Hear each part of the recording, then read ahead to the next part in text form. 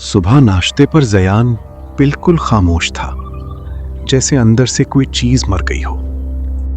अम्मी ने झुककर पूछा, जयान क्या हुआ बेटा, तबीयत ठीक है? जयान ने ऊपर देखा और बोला, हाँ अम्मी, सब ठीक है। मगर ठीक कुछ भी नहीं था। आंखों के नीचे काले हल्के थे जो पूरी रात की दास्तान बयान कर रहे थे, बिना एक लफ्ज के। अब्बू ने अखबार से नजर उठाई और खामोशी से जयान को देखा।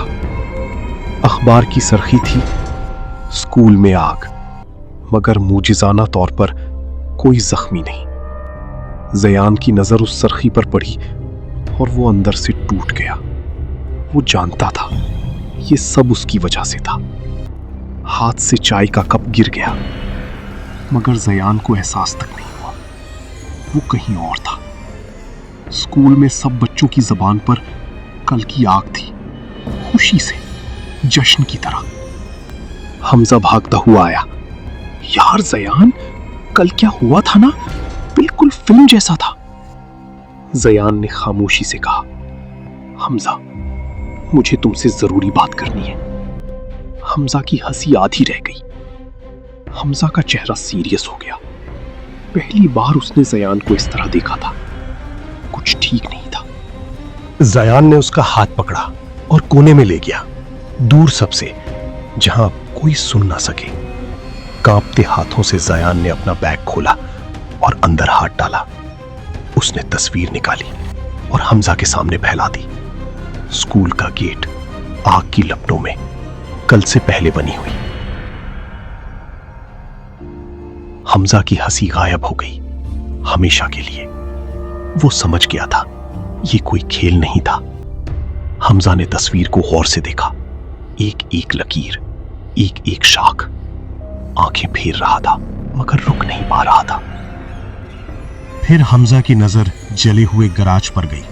काली दीवारें, जलती लकड़ियां, सब कुछ तस्वीर जैसा। फिर वापस तस्वीर पर, फिर गराज पर, फिर तस्वीर। वो एक ही बात बार बार कंफर्म कर रहा था, ये सेम था, बिल्कुल सेम। हमजा ने धीरे से पूछा, जायान, ये तुमने कल बनाई थी? जायान ने सर हिलाया।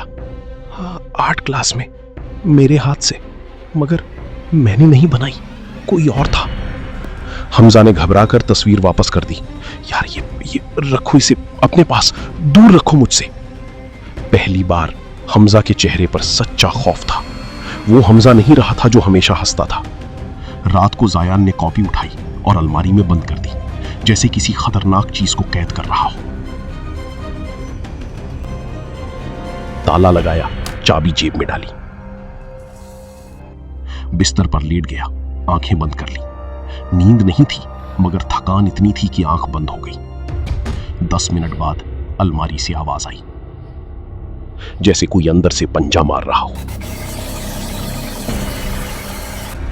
हर बार जोर ज्यादा होता जा रहा था।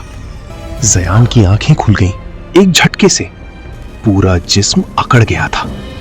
छत को देखता रहा, हिलता नहीं था। अलमारी खरोच रही थी, मगर जयान जानता था अगर उसने देखा तो वो अकेला नहीं होगा। और ये और भी बुरा था। जयान उठकर बैठ गया, सीधा, जैसे किसी ने अंदर से धक्का दिया हो। अलमारी की तरफ देखा। खरोचने की आवाज बंद हो गई थी। और ये खामोशी और भी खतरनाक थी। और फिर वो उठा, धीरे धीरे, एक एक कदम अलमारी की तरफ।